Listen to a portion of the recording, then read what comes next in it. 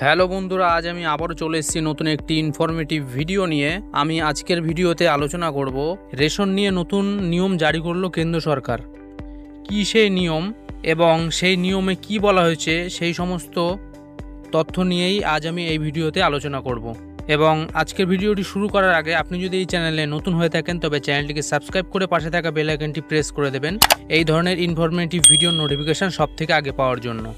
ভারতীয় সাধারণ জনগণের কল্যাণের খাতিরে কেন্দ্রীয় সরকারের পক্ষ থেকে বিনামূল্যের রেশন ব্যবস্থা কার্যকর করা হয়েছে। তবে দরিদ্র অসহায় মানুষদের সুবিধার্থে যে রেশন ব্যবস্থা চালু করা হয়েছে অধিকাংশ ক্ষেত্রেই তা সাধারণ মানুষের কাছে পৌঁছায় না, বরং দুর্নীতির কারণে রেশন সামগ্রী বাজারে চড়া দামে বিক্রি হচ্ছে এমন নজর বহুবার সামনে এসেছে। আর তাতেই কেন্দ্রীয় সরকারের পক্ষ থেকে রেশন ব্যবস্থাকে কেন্দ্র করে আরও এক নিয়ম কার্যকর করা হলো।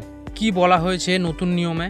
কিছুদিন আগে কেন্দ্রীয় সরকারের পক্ষ থেকে বিভিন্ন রাজ্যগুলির রাজ্য সরকারকে এক বিশেষ নির্দেশিকা পাঠানো হয়।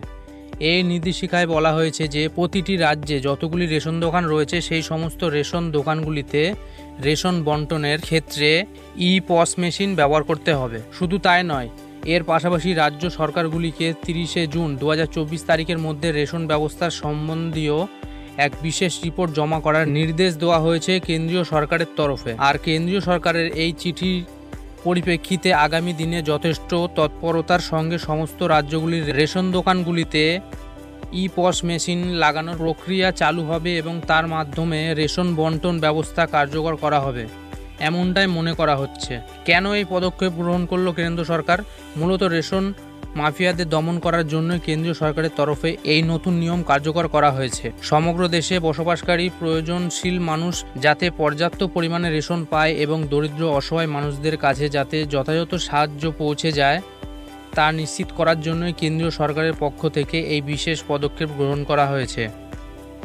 এক্ষেত্রে কেন্দ্রীয় সরকারের তরফে প্রকাশিত তথ্য অনুসারে জানা গিয়েছে যে বিভিন্ন রাজ্যগুলিকে ই-পস মেশিনের মাধ্যমে রেশন বন্টন ব্যবস্থা কার্যকর করার নির্দেশ দেওয়া হলেও রাজ্যগুলির বিভিন্ন ক্ষেত্রে রেশন দোকানে তা বাস্তবায়িত হচ্ছে না। এমনকি কোনো কোনো ক্ষেত্রে এখনও পর্যন্ত ম্যানুয়াল পদ্ধতিতে রেশন বন্টন করা হচ্ছে। আর তার ফলে রেশন ব্যবস্থাকে কেন্দ্র করে দুর্নীতি বাড়ছে। এই দুর্নীতি নির্মূল করতে কেন্দ্রীয় সরকারের তরফে এইরূপ সিদ্ধান্ত গ্রহণ করা হলো। তো বন্ধুরা, এই ছিল আজকের ভিডিও। আশা করছি এই ছোট্ট একটি ইনফরমেশন আপনাদের অনেকটাই কাজে আসবে।